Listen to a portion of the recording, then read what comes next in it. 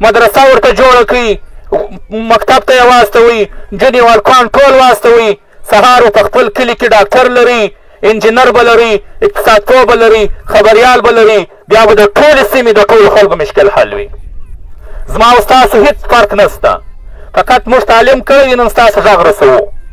موږ نن دې ته ناست مازدیګر چې راځئ چې ځای کې ناست چې درځئ د یو چا غږ به تر یو ځایه ورسوو، دا هم زموږ یو خدمت یو ثواب دی.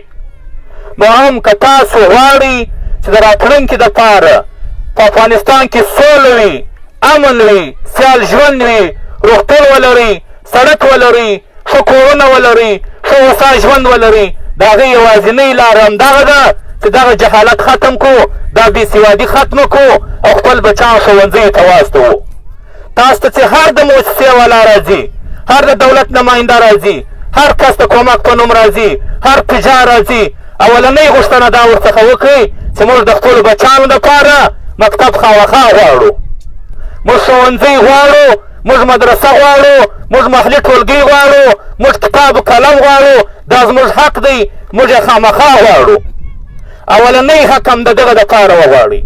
زه چې هم نن دغه راغلی یم، زه ستاسو اول دغه غږ رسوم چې تر اوسه پورې هم دا مهاجر دلته پراته دي، په سلهاوو ماشومان، په سلهاوو کورونه دي، خو بیا هم دوی تر اوسه پورې ښوونځی نه لري.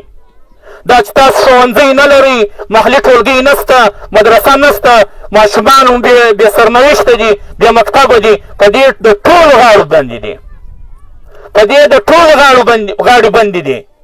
علم پر نر او ښځه فرض دی، دا اسلام حق ورکړی دی، قانون ورکړی دی، نړیوال قانون ورکړی دی، د افغانستان قانون ورکړی دی.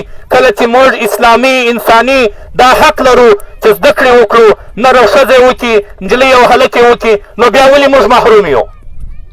د دې دپاره به ټول غږ پورته کوو.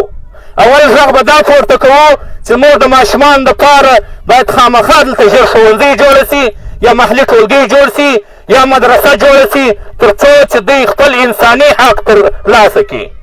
دوهم